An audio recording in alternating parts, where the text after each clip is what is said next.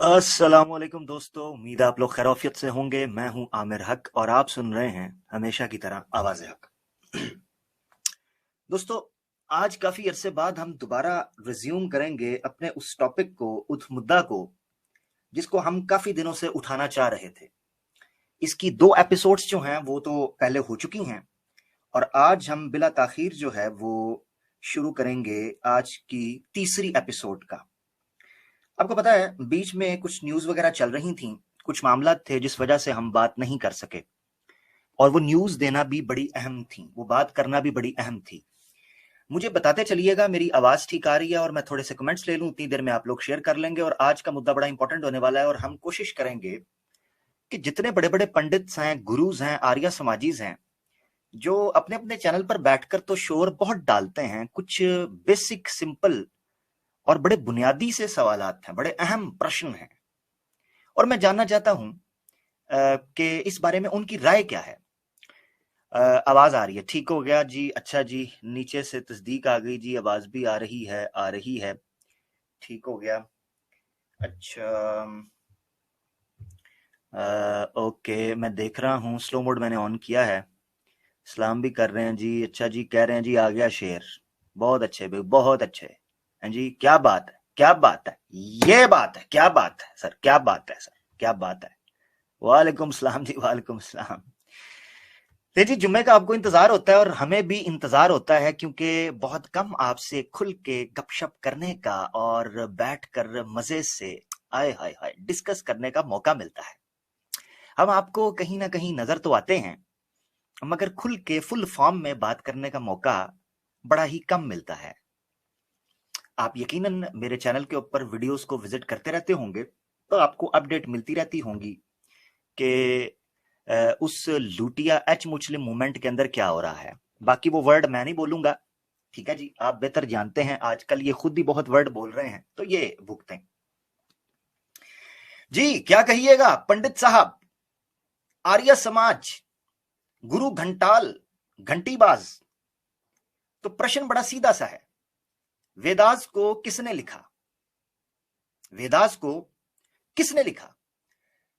आज इब्तदा में ही एक ऐसे प्रश्न का हम जवाब देने जा रहे हैं जो आम तौर पर आपने हर स्ट्रीम के अंदर जब हिंदू भाई आते हैं तो ये सुना होगा।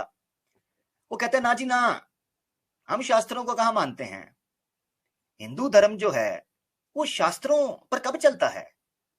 कमाल है यार, आप मुसलमान हिंदू धर्म को मजहब बनाने पर तुले हुए हैं। ये रिलीजन नहीं है, ये मजहब नहीं है, ये धर्म है भाई। ऐसे ही आप अपनी तरह आप मानते होगे कुरान और हदीस को, भाई हम नहीं मानते, हम वेदास को भी नहीं मानते, हम शास्त्रों शस्त्रों को बिल्कुल भाड़ में भेज देते हैं। हमारा बस चले तो जिस चिता के ऊपर हमने लेटना है उसी पर शास्त्रों को भी लिटा दें। हाँ, कल की जलती आज जले, कल करे सो आज कर, आज करे सो अब, दबा दब। तो ये है इनका फंडा, फार्मूला सिंपल।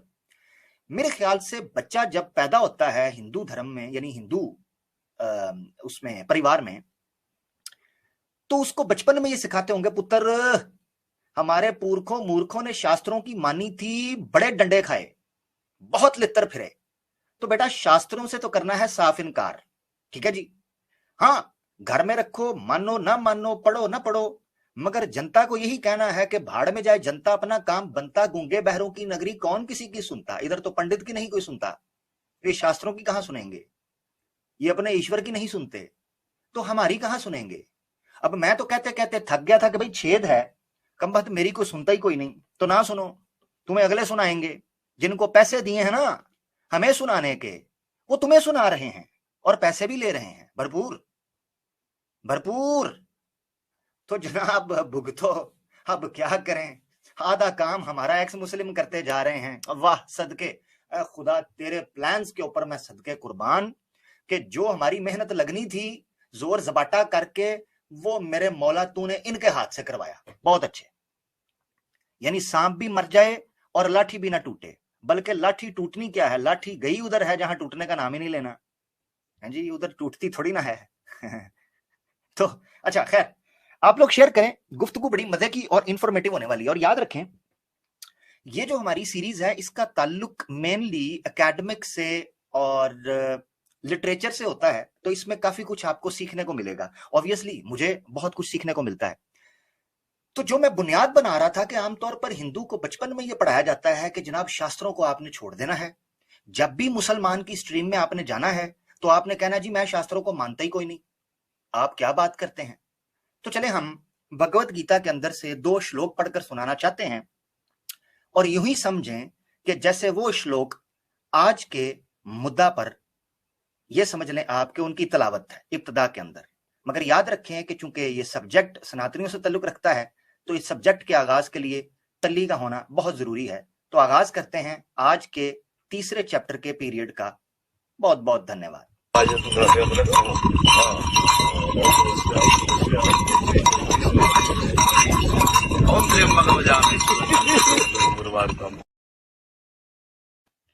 और आप लोग मेरी बात तो सुनते ही कोई नहीं, तो चले हम आपको स्पेशल मैसेज भिजवा देते हैं कि आप लाइक भी कर लें, शेयर भी कर लें और सब्सक्राइब भी कर लें।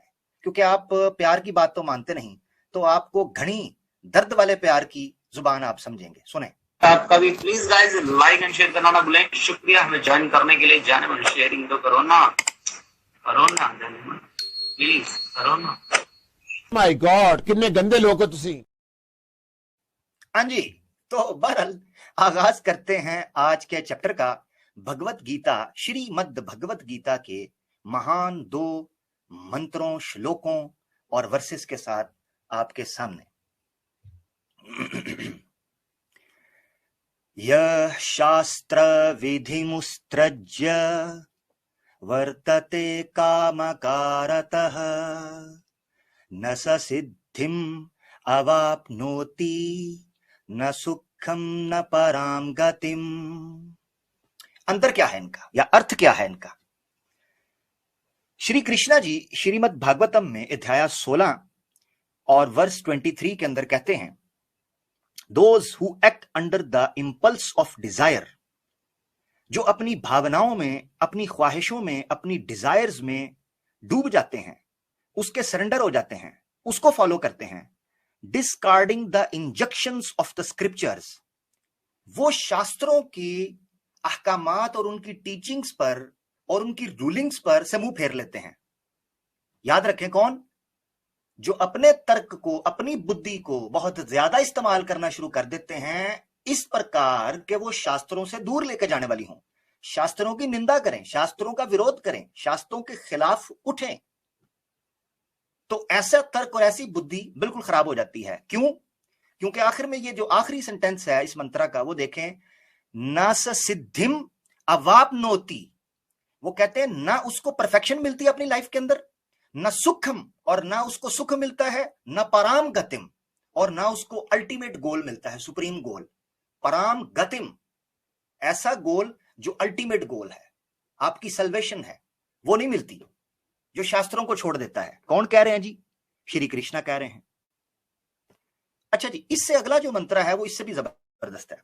24 सेम अध्याय भगवत गीता का। श्री कृष्णा क्या कहते हैं? कहते हैं, तास्मा शास्त्रम प्रमाणम ते कर कार्या व्यवस्थितो। अब वो क्या कह रहे हैं, मैं थोड़ी सी प्रोनाउंसिएशन गलत कर दूं, ऑब्वियसली मैं पंडित नहीं हूं। वो क्या कहते हैं? कहते हैं जो शास्त्रों से मुंह फेर लेता है, उनकी अथॉरिटी को नहीं मानता, उससे हट जाता है, और जो शास्त्रों में लिखा है कार्य, ये कार्य वो कर्म, वो कार्य जो उसके अंदर ड्यूटीज लिखी हुई हैं, उनको छोड़ देता है, तो क्या होता है? ज्ञात्वा शास्त्र विधानोक्तम कर्म कर्तम्यर्हसि। वो क्या कहते हैं? वो कहते हैं कि जो इन टीचिंग से उनको फॉलो करना चाहिए, और इससे जो हटेगा वो कोई भी अथॉरिटी नहीं रखता। और उसकी ट्रांसलेशन, अगर लिटरल ट्रांसलेशन में आप जाएं, तो वो कहते हैं कि 2 किस्म के इंजेक्शंस जो हैं, टीचिंग्स जो हैं, वो दिए गए हैं शास्त्रों के अंदर। जिस तरह कुरान के अंदर कहा जाता है कि अमर बिल मारूफ व नही अनिल मुनकर, यानी अवामिर और नवाही के डूज एंड डोंट्स, इसी तरह शास्त्रों के अंदर, हिंदू धर्म के अंदर भी 2 दिए गए थे, डूज एंड डोंट्स।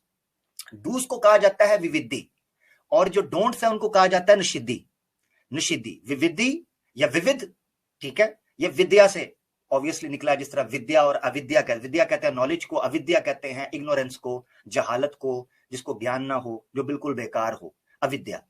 तो विविध का मतलब है, ये विविध का मतलब है किसी चीज का हुक्म देना कि ये करना चाहिए, और निषिद्धि का मतलब क्या है कि जो चीजें ना करनी हो। तो लिटरल मीनिंग क्या, इसका ट्रांसलेशन क्या बन जाएगी, therefore let the scriptures be your authority in determining. और तो चाहिए ये कि जो भक्त है हिंदू धर्म का, उसको चाहिए कि वो शास्त्रों के अनुसार अपनी जिंदगी गुजारे। उसी तरह what should be done and what should not be done, तो क्या विविधि है और क्या निषिद्धि है, इसके मुताबिक अपनी जिंदगी शास्त्रों के तहत गुजारे। Understand the scriptural injunctions and teachings, तो शास्त्रों के जो अहकामात हैं, जो टीचिंग्स हैं, उनको मानना चाहिए। And then perform your actions in this world accordingly, तो इस जीवन में, इस दुनिया में अपनी जिंदगी कैसे गुजारनी है, इसका जो सारे का सारा निर्णय है वो आपने अपने शास्त्रों से लेना है, धर्म शास्त्रों से। ये कौन कह रहे हैं, श्री कृष्ण। ये मैंने चाहता था इब्तिदा के अंदर मैं रख दूं। सवाल ये उठता है कि जब भी किसी सनातनी को कहा जाता है कि शास्त्रों पर बात करें, तो कहते हैं हम शास्त्रों को मानते ही कोई नहीं। ये अपनी तरफ से समझते हैं बड़ा आसान है चैप्टर क्लोज करना, और तुम्हारे पुरखों मूर्खों ने तुम्हें गलत बात पर लगा दिया। अब कहते हैं जी हम अपने पुरखों मूर्खों की बात मानेंगे। कुरान में साफ तौर पर कहा गया था कि ये मुशरिकीन अपने पुरखों मूर्खों के पीछे भागते हैं कि ये थोड़ी बुद्धि और तर्क इस्तेमाल नहीं करते कि वो भी तो गलत हो सकते हैं, वो भी तो गलत हो सकते हैं ना। तो जब गलत हो सकते हैं तो फैसला कहां से होगा, ऑब्वियसली शास्त्रों से।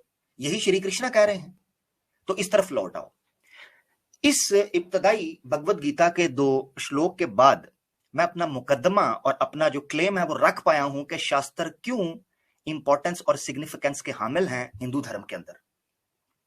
बड़ी आपने तवज्जो से ये गुफ्तगू सुननी है। शुगल मेला हम बहुत कर लेंगे, एंटरटेनमेंट के लिए और बहुत प्रोग्राम होंगे, वो आपको मिलेगी, वो और चीज है। मगर जहां हमने हिंदू धर्म के साथ टैकल करना है, इन भाइयों को दावत देनी है, इस एतबार से हमने बड़े तहम्मुल के साथ एक एक रेफरेंस को, एक एक चीज को आपने नोट करना है जो मैं आपके सामने रखूंगा। ठीक है ना जी। तो आपने ये तवज्जो रखनी है कि हम इन शास्त्रों पर बात क्यों कर रहे हैं। आर्य समाजीज को बड़ा चैंपियन माना जाता है सनातन धर्म के अंदर। हमने पिछले 2 एपिसोड जो किए उसमें ओरिजिन ऑफ वेदास और एटर्निटी ऑफ वेदास को डिस्कस किया था डिटेल में। आवाज़े हक चैनल के ऊपर ही प्लेलिस्ट है अंडरस्टैंडिंग द हिंदू स्क्रिप्चर्स, उसमें पहले 2 एपिसोड जिसने नहीं देखे वो जरूर देखे।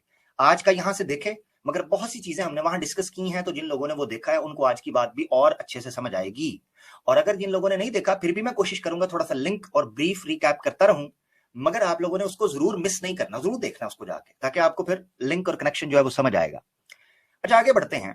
तो आर्य समाजी इसको बहुत बड़ा चैंपियन माना जाता है। याद रहे इसकी बुनियाद 1875 1875 में, यानी जो अंडर ब्रिटिश एडमिनिस्ट्रेशन जो हिंदू यानी ये जो हिंदुस्तान था, बड़े सब कॉन्टिनेंट था, इस दौरान में आपको मिलता है आर्य समाज का बहुत ज्यादा असर रसूख। और आर्य समाज के बानी स्वामी दयानंद सरस्वती साहब, महर्षि स्वामी दयानंद सरस्वती साहब, उन्होंने किताब लिखी सत्यार्थ प्रकाश, जिनको आर्य समाज वेदों से कम नहीं मानते। और अगर आप ये पूछें कि उनके धर्म की बुनियाद क्या है, तो वो सत्यार्थ प्रकाश को ही समझते हैं, क्योंकि उनके बकौल उस किताब ने तमाम दूसरे धर्मों को, अदियान को, रिलीजन्स को टैकल करने की टेक्निक दी है। फिर चाहे वो हिंदुओं के अंदर सेक्ट्स हों, कास्ट्स हों, डिफरेंट आइडियोलॉजीज हों, एथिज्म की या जैनिज्म की या बुद्धिज्म की, चार ये दूसरे तीसरे, और इसी तरीके से दूसरे धर्मों को, जैसे इस्लाम है, क्रिश्चियनिटी है, जुडाइज्म है, ठीक है, और दूसरे तीसरे जो भी हैं, उनको टैकल करने की इनके बकौल उसमें, यानी ये समझ ले कि एक पॉकेट बुक है, एक हैंड बुक है दावा की आर्य समाजीज के पास सत्यार्थ प्रकाश की शक्ल। तो उसमें बेसिकली एक किराए के टट्टू को पैसे देकर श्री स्वामी दयानंद सरस्वती साहब ने कहा कि मुझे सवालात लिखते रहो, तो मैं अपनी पसंद के जवाब देते रहूंगा, भाड़ में जाए जनता और आम सनातनी, मुझे उससे क्या लेना देना, मेरे मन में जो आएगा लिखूंगा, उसने मानना ही मानना है। वो पहले ही मक्खी पर मक्खी मारकर लकीर का फकीर, भेड़ चाल कद्दू काट के, खा के, पी के, सो के, डकार मार के अंधों की तरह जिंदगी गुजार रहा है, तुम्हें क्या लेना देना, हम जो मर्जी लिखें। उन्होंने कहा जी ठीक हो गया। अब फिर तो ये सवाल रखा गया। सवाल ये था कि किसने लिखी वेदास, किसने लिखी, जो आज का हमारा सवाल है। तो इससे पहले कि कोई डेढ़ शाना स्वामी बाद में आए आर्य समाजी और आकर कहे जी मैं आपको बताता हूं क्या मसला है, आपको आता जाता कुछ भी नहीं, अपना चैनल डिलीट करो, मेरे चैनल पे आ जाओ। हाँ जी, हाँ जी, हम बंद कर लें हर चीज और इनके जो है ना वो तरीके पर चलना शुरू करते हैं। तो इससे पहले वो आए, हम उनको बता देते हैं कि आपके पंडित जी ने, मूल शंकर जी ने क्या कहा, हाँ महर्षि जी ने, तो हम आपको पहले बता देते हैं। अच्छा जी, क्या कहा? आपको याद है पिछली ओरिजिन ऑफ वेदास में मैंने आपको बताया था कि वेदास कैसे प्रकट हुई थी, उनका उत्पत्ति कैसे हुई थी। हाँ, ये चाय की पत्ती नहीं है, ये उत्पत्ति है। तो उत्पत्ति कैसे हुई थी या उत्पन्न कैसे हुई थी वेदास, उसके बारे में बताया था कि ईश्वर परमेश्वर ने चार इन मनुष्यों को, याद रखें स्वामी दयानंद के बकौल, चार मनुष्यों को, जिनमें कौन थे? अग्नि, आदित्य, अंगिरास और वायु। ये ट्रिपल ए और एक वी, वायु। याद रखने के लिए आप इस तरह कर लें, ठीक है ना? अग्नि, आदित्य, अंगिरास और वायु, ये चार बड़े सेजिस थे, बड़े ऋषि थे, महान ज्ञानी थे, गुरु थे, जिन्होंने कड़ी तपस्या और कष्ट के बाद वेदों के जो अर्थ है उसको डिस्कवर किया था, उसको हासिल किया था। ये कौन क्लेम कर रहा था? स्वामी दयानंद सरस्वती साहब। मगर मसला यहां बिगड़ने लगा है, खराब होने लगा है। तो मैं पहले इस क्लेम को दोबारा रिपीट आपके सामने कर दूं, वो कि मैंने उसमें भी हवाला दिया था उस प्रोग्राम के अंदर, दोबारा दे देते हैं। ये सत्यार्थ प्रकाश इंग्लिश में पीडीएफ में आपको मिल जाएगी, उसका पेज 153 है, पीडीएफ का पेज थोड़ा डिफरेंट है, और अगर किसी और के पास और वर्जन है तो उसका पेज 237 आपको नजर आ जाएगा। सवाल हुआ कि खुदा ने या ईश्वर ने, परमात्मा ने सबसे पहले वेदास किन के दिलों पर दी थी या किन को दी थी? तो उस पर वो जवाब देते हैं, शतपथ ब्राह्मण को कोट करते हैं और इसी तरह श्वेतशतरा उपनिषद को कोट करते हैं, और उसके बाद आंसर लिखा है जो कि मिड में मैंने हाईलाइट किया है। वो कहते हैं Brahma was instructed in the knowledge of the Veda through the medium of the 4 sages. 4 sages थे, और सेजेस यकीनन मनुष्य थे, देवता तो नहीं थे, वरना देवता लिखा जाता। हाँ जी, भगवान तो नहीं थे, वरना भगवान लिखा जाता। सेजेस, जिनको आप ऋषि कह सकते हैं। और नीचे सवाल हुआ है, देखें आप, कि इन 4 का हसर कर लिया गया, यानी 4 को स्पेसिफाई और कैटेगराइज कर लिया गया। इन 4 के अलावा वेद किसी को नहीं दिए गए थे इन द बिगिनिंग, किसी को नहीं दिए गए थे। अब जब यह कहा जा रहा है किसी को नहीं दिए गए थे, तो उससे मुराद ये नहीं है आज तो करोड़ों अरबों लोगों के पास वेदास मौजूद हैं। सवाल ये उठता है कि इनको खास क्यों किया गया, यह है असल प्रश्न। तो इस तरफ तवज्जो करनी है आपने, तवज्जो, बहुत इंपॉर्टेंट यह सवाल है और इसी के ऊपर बेस है, क्योंकि सवाल ही यह है कि वेदास किसने लिखे। तो जिसने इस सवाल को समझ लिया उसको आगे की बात समझ आ जाएगी। तो सवाल ये उठता था कि क्या परमेश्वर ने और ईश्वर ने सिर्फ इन 4 लोगों पर इसका अर्थ, इसका मीनिंग और इसकी जो एक्सप्लेनेशन है वो खोली थी? तो स्वामी दयानंद सरस्वती ने इन 4 को खास किया है, याद रहे, खास। तो समझना यह चाहिए कि in the very beginning Vedas का जो हकीकी ओरिजिनल अर्थ था, मीनिंग था, वो सिर्फ और सिर्फ 4 लोगों के ऊपर खुला था। अब ये मैं क्यों स्ट्रेस देकर कह रहा हूं, आगे आपको पता चलेगा। अब नीचे वाला सवाल देखें, सेकंड लास्ट जो लाइन है उसकी तरफ। क्वेश्चन, वो सवाल करता है उनका चेला चांटा, गुरुजी बहुत पैसे खाए हैं आपने, ये तो बताइए। यार ये जो मैं इजाफा करता हूं, खाए तो है ना, खाए नहीं है क्या, खाते नहीं है क्या, पेट नहीं है क्या, हगते नहीं है क्या? तो टेंशन ना लिया करें फिर इन सवालों का। तो उन्होंने, गुरुजी बहुत पैसे आपने लपेट लिए लोगों के किताब के चक्कर में और लोगों को गालियां देने के चक्कर में। Why should he have revealed the Vedas to those 4 men alone? उन 4 लोगों को ही सिर्फ क्यों वेदास रिवील की गई, and not to others as well? अब इसको मैंने हाईलाइट किया हुआ है रेड के जरिए कि औरों को क्यों नहीं दी गई। आप सोच रहे होंगे मैं सवाल पे स्ट्रेस क्यों दे रहा हूं, मैंने इसीलिए कहा जिसने ये सवाल समझ लिया उसको आगे समझ आ जाएगी। That imputes favouritism to God. अब इससे सवाल उठता है कि अल्लाह ने इन 4 को क्यों दिया, दूसरों को क्यों नहीं दी, वेद की एक्सप्लेनेशन या रिवील क्यों नहीं की? तो ये तो खुदा जानिबदार ठहरता है, बायस ठहरता है कि इन 4 लोगों से ज्यादा मोहब्बत की, दूसरों से कम की। तो स्वामी जी इस सवाल को टैकल करते हैं और कहते हैं अमंग, और लास्ट में 2 लाइनें जो हैं, among all main those 4 alone, सारे मनुष्यों में से, बड़े बड़े महर्षियों में से, बड़े बड़े ज्ञानियों में से ये 4 ही काफी थे। वर प्योरेस्ट इन हार्ट, कि जिनका दिल शुद्ध था, जो पवित्र थे, जिनकी आत्माएं पाप से खाली थीं। Therefore, तो यही वजह है God revealed the true knowledge to them only, to them only. इन चारों के सिवा किसी और के ऊपर वेदास का हकीकी अर्थ, ओरिजिनल नॉलेज नहीं खुला था। अच्छा जी, तो किन पे खुला? 4 लोगों के ऊपर। अब ये मैंने सवाल पे जोर क्यों दिया है, इसको भी थोड़ा सा मैं ब्रीफ कर देता हूं ताकि आगे बार बार इसका जिक्र आएगा। वो ये है कि आमतौर पर सनातनियों से पूछा जाए, वो कहते हैं मल्टीपल ऋषिज ने जो शास्त्र हैं, वेदास जो हैं, उनको एक्सप्लोर किया और उनके अर्थ उनके ऊपर खुलते गए, उनके मीनिंग उनके ऊपर खुलते गए, तो लिहाजा वो लिखते रहे। यही वजह है कि कई वेदास के मंडलों और सूक्तों के शुरू के अंदर उन ऋषिज का नाम लिखा हुआ है कि जिन ऋषिज ने उन संस्कृत के मंत्रों को डीकोड किया था या अनवेल किया था या डिस्कवर किया था उनके अर्थ को। सवाल ये उठता है कि इन चारों ने फिर क्या किया था? हाँ, स्वामी दयानंद साहब कह रहे हैं कि इन चारों के अलावा किसी को दिया नहीं गया था, इन्होंने आगे जिसको दिया, तो नाम तो इनके आने चाहिए थे।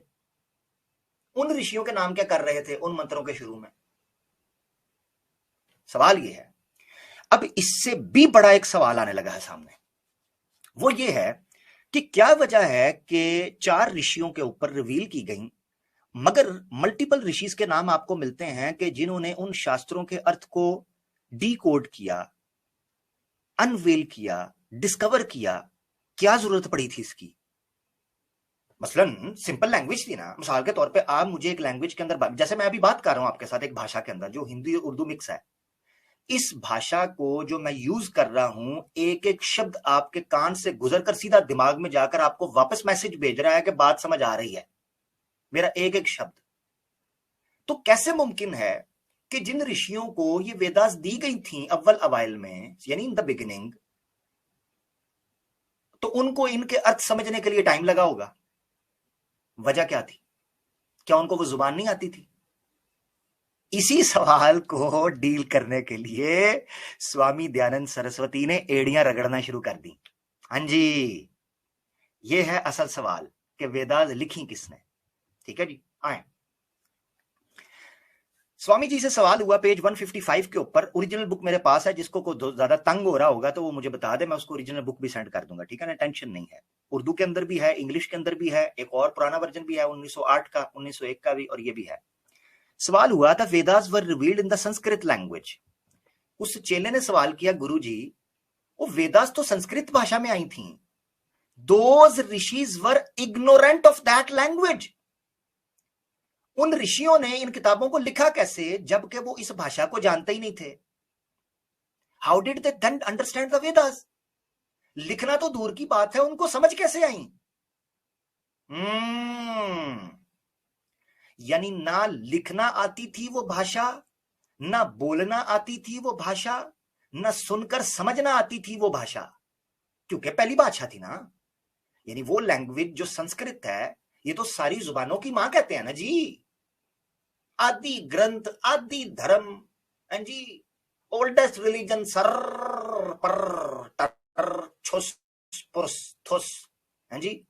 तो इनसे सवाल होता था कि भाई वो जिनको किताबें दी है, वो कहते नहीं भैंस के आगे बीन बजाने वाली बात। तो गोया इनके ईश्वर ने स्वामी जी के बकौल, आगे जवाब भी देंगे ना, पढ़ लीजिएगा, स्वामी जी के बकौल इनके ईश्वर परमात्मा जी ने, इतना वो समझदार थे इनके बकौल कि उन्होंने ऐसी किताब बंदों को दे दी कि जिसको दी, दूसरों को तो छोड़ो ना, जिसको दी उसको ही नहीं पता चला उसके साथ हुआ क्या है, ये किताब क्या है। समझ रहे हैं आप? तो लिखना क्या था?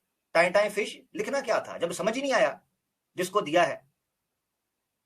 हाँ जी, इस पर आगे मैं कुछ बयान भी करूंगा। आगे चले, जवाब क्या दिया स्वामी जी ने? स्वामी जी कहते हैं they were made known to them by God. कहते हैं उनको नहीं पता था इस भाषा का, मगर ईश्वर ने उनको भाषा वो सिखा दी। चलो जी, ठीक हो गया, सिखा दी। तो उससे पहले कौन सी भाषा बोलते थे कि नहीं बोलते थे? हाँ जी, ये भी तो पता चले ना। चलो संस्कृत नहीं आती थी, उससे पहले भाषा कौन सी बोलते थे? और अगर कहो भाषा नहीं बोलते थे कोई भी, तो एटर्निटी ऑफ वेदास मेरी पिछली एपिसोड देख लो, उसने जनाब आपका ये सारा तकिया जो है इसको उधेड़ दिया है और इसका रूम उड़ा दिया है हवा के अंदर, अब इकट्ठा करते रहो उस रूम को। तो वो भाषा बोलते थे, आज भी कुछ हवाले दूंगा जिसमें पता चलेगा भाषा बोलते थे। हाँ, संस्कृत में कैसे भाषा ड्राइव हुई, ये एक सवाल है। अच्छा, तो उन्होंने कहा कि सिखा दिया गया था, and when ever great sages who were yogis, और जब कभी कोई बड़ा संत, बाबा, गुरु, ऋषि जो कि योगी थे, imbued with piety, piety, and with the desire to understand the meanings of certain mantras, and whose mind possess the power of perfect concentration, enter the superior condition called samadhi. वो कहते हैं जब किसी गुरु योगी को सीखने की इच्छा होती थी कि वो इन, अब किताबें आ चुकी हैं, यानी वेदास रिवील कर दी गई हैं, अब योगी इधर उधर देख रहे हैं कि ये ईश्वर ने हमसे बात की है, मैं समझ तो आ कोई नहीं रही कि ईश्वर ने भेजा क्या है, अब करें तो करें क्या।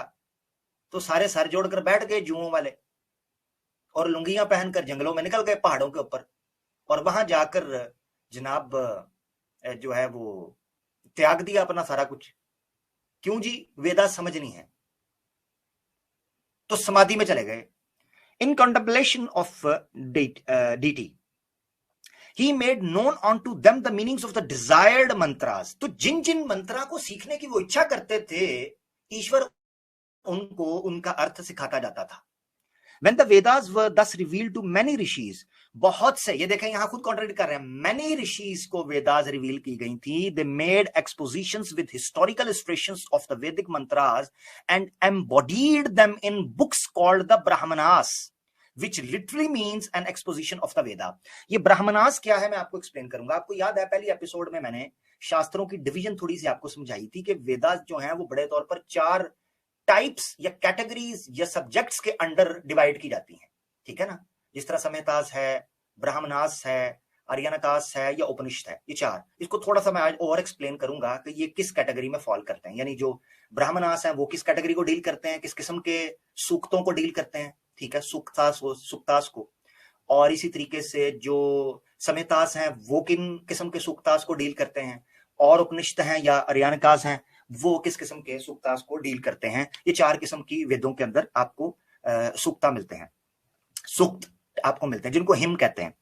अच्छा, तो वो कहते हैं कि जब ऋषियों ने बड़ी कष्ट किया, बड़ी कोशिश की, तो उसके बाद उनको इन मंत्रों का अर्थ जो है वो पता चलना शुरू हो गया। ये कह रहे हैं स्वामी दयानंद सरस्वती साहब।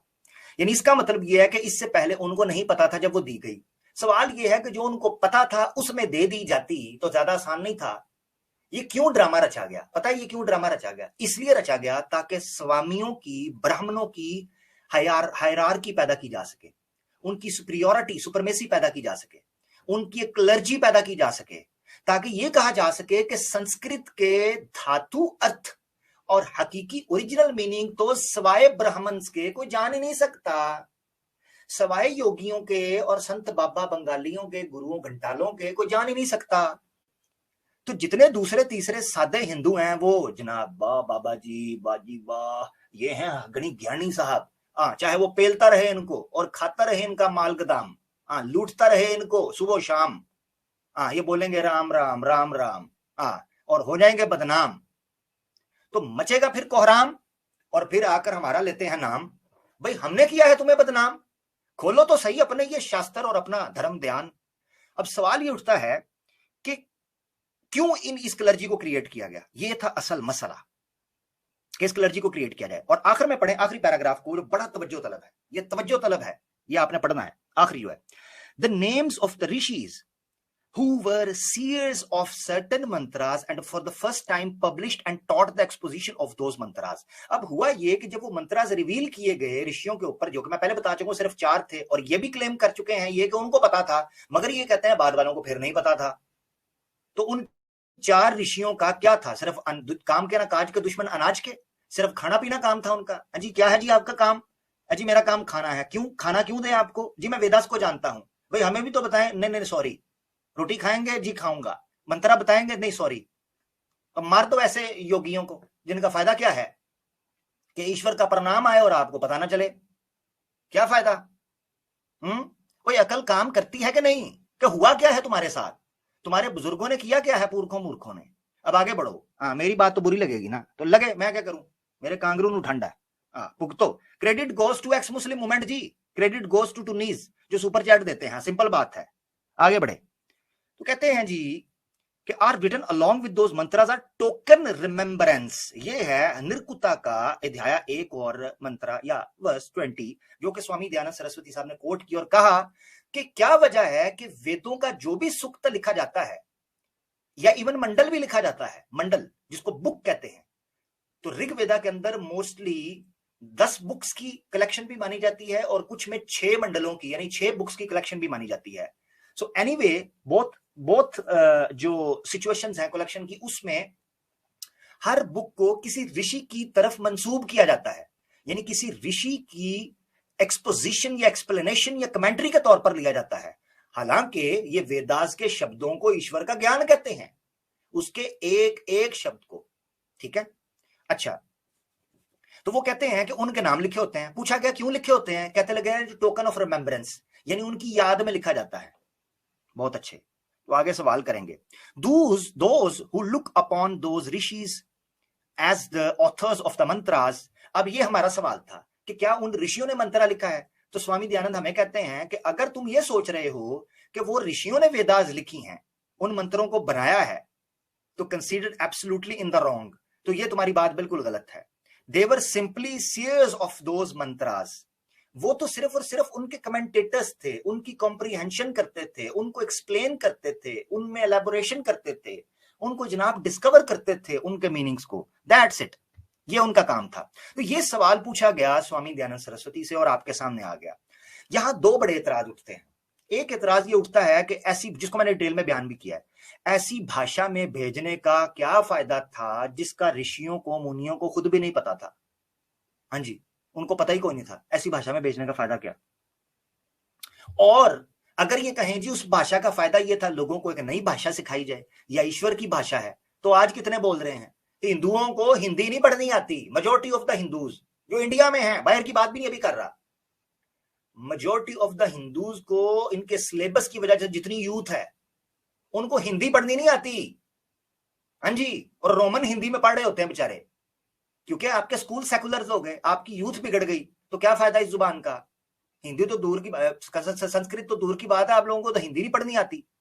हाँ जी, अब मैं आपको बताता हूं, अगर ईश्वर हो, हकीकी उसका मौकफ क्या होगा जो कुरान ने बयान किया है और जो कि था और जो कि इस जुबान के अंदर दिया भी गया था मगर इन्होंने करप्ट कर लिया। और क्यों उस जुबान को पढ़ा एक जो है ना वो एक ऐसे स्टाइल में कि अनअप्रोचेबल और अनकंसीवेबल स्टाइल में बयान किया कि जी अनकंसेप्चुअलाइज आप नहीं उसको कर सकते जी कंसेप्चुअलाइज। क्यों?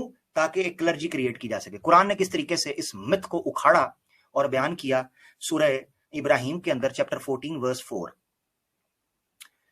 अल्लाह ताला फरमाते हैं, औज़ु बिल्लाहि मिनश शैतानिर रजीम, वमा अरसलना मिन रसूलिन, और यहां नकरा रसूल इस्तेमाल हुआ है, वमा अरसलना मिन रसूलिन, अल्लाह ने कभी कोई रसूल भेजा ही नहीं मगर बिलिसानी कौमी ही, जिस कौम में भी भेजा है उस कौम की जुबान के साथ, लियुबय्यिना लहुम, ताकि वो उनके लिए एक्सप्लेन कर दे। हाँ, ये है एक्सप्लेनेशन, कि फर्स्ट हैंड इंफॉर्मेशन जब नबी को मिलती है तो उसको पता होता है कि मैंने इसको कैसे एक्सप्लेन करना है। तो अल्लाह ताला कहते हैं कि हमने कोई रसूल किसी किताब या किसी दीन या किसी शरीयत के साथ, दीन तो एक ही शरीयत कहना चाहिए ज्यादा बेहतर है, तो किसी शरीयत या किसी हुक्म के साथ नहीं भेजा मगर उस कौम की जुबान के अंदर। क्यों? उसकी वजह क्या थी? ताकि वो उसको एक्सप्लेन कर सके। So each messenger we have sent has spoken in the language of his own people. सवाल ये उठता था और आगे वजह भी बयान किया क्यों भेजा है, चलो इसको भी सुन लें, वो मैंने रेड में हाईलाइट किया, so that he might make the message clear to them, ताकि वो उनके मैसेज को क्लियर कर दे। अच्छा, ये है कुरान की बात कि कुरान ने किस तरीके से चीजों को आपके सामने रखा कि जिस नबी पर कुरान नाजिल किया गया उसको वो जुबान आती थी, जिन लोगों में भेजा गया उनको वो जुबान आती थी।